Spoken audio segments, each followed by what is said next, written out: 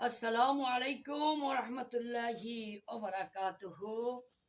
সম্মানিত সুধী, সম্মানিত দর্শক, বাংলা এবং বিদেশি সকল বন্ধুদেরকে আন্তরিক মোবারকবাদ এবং শুভেচ্ছা জানিয়ে জিলহজের এই চাঁদের বিশেষ করে প্রথম 10 দিনের এবং এই মাসের যে ফজিলাত এই সম্পর্কীয় কিছু তথ্য এবং গুরুত্বপূর্ণ বিষয় আমি আপনাদের সম্মুখে আলোচনা করব।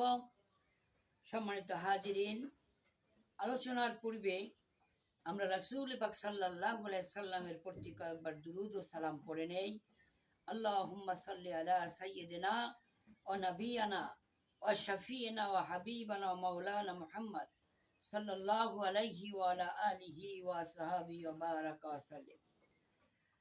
اللهم صل على سيدنا ونبينا وشفينا وحبيبنا ومولانا محمد صلى الله عليه وعلى آله وصحابه وبارك وسلم। সম্মানিত হাজিরিন, পবিত্র হজের মাস, পবিত্র এই মাস নিষিদ্ধ মাস। কোরবানি, হযরত ইসমাইল আলাইহিস সালামকে কোরবানির নির্দেশ, তাকে কোরবানি হওয়া থেকে পরিত্রাণ দান, হাজিগণের সমস্যারে তালবিয়া পাঠ, শয়তানের গায়ে হাজিগণের কঙ্কর নিক্ষেপ, আইয়ামে তাশরিক, সর্বোপরি সারা দুনিয়ার আল্লাহ প্রেমিকগণ, নবী প্রেমিকগণ, রাসূল প্রেমিকগণ একই স্থানে একত্রিত হয়ে ইত্যাদি সৎ কাজের সমন্বয়ে পবিত্র জিলহজ মাস অপরিসীম গুরুত্ব, ফজিলতের অধিকারী। জিলহজ মাস হজ পালনের নির্দিষ্ট মাস। হজের ফজিলত সম্পর্কে আল্লাহর হাবিব ইরশাদ করেন, ওয়ালাইসা লিল হাজ্জাতিল মাবরুরাতি সাওয়াবুন ইল্লাল জান্নাহ।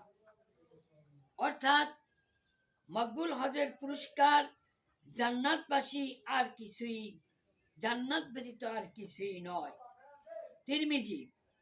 জিলহজ মাসে আরো একটি পুণ্যময় দিন রয়েছে, তা হলো ইয়াউমে আরাফার দিন।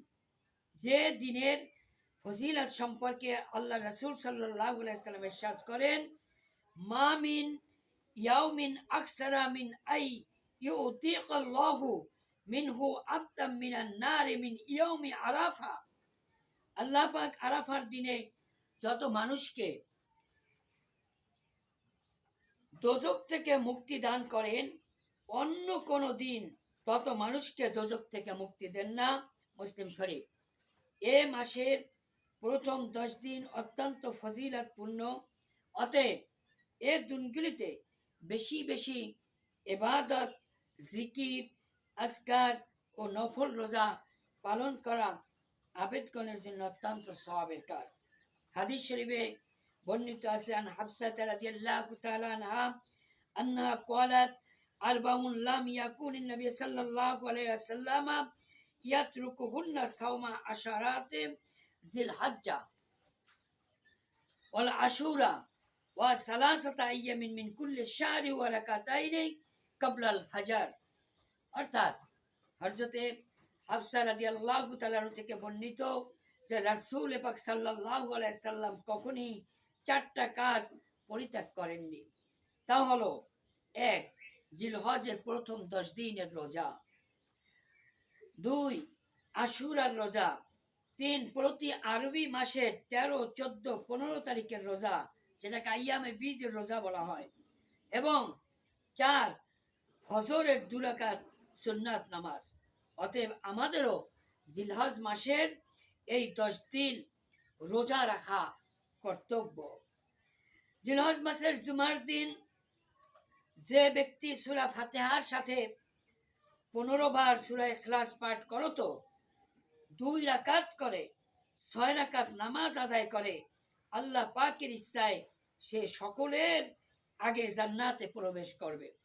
যে ব্যক্তি হজের মাসের প্রথম হতে লা ইলাহা ইল্লাল্লাহু ওয়াহদাহু লা শারীকা লাহু লাহুল মুলকু ওয়া লাহুল হামদু ওয়া হুয়া ইউহয়ী ওয়া ইউমীতু ওয়া হুয়াল হাইয়্যু লা ইয়ামুতু বিয়াদিহিল খায়র ওয়া হুয়া আলা কুল্লি শাইইন কাদির, এই দোয়া নিয়মিত পাঠ করবে, তাকে অফুরন্ত সওয়াব দেওয়া হবে, তার গুনাহ মাফ করা হবে। কাজী আল্লাহ প্রেমিকদের এ মাসে বেশি বেশি জিকির, আজকার, তাসবিহ, তাহলিল, নফল রোজা ও দরুদ ও সালাম ইবাদতের মাধ্যমে আল্লাহ পাকের নৈকট্য লাভের জন্য কোশেশ কষ্ট সাধনা করা উচিত।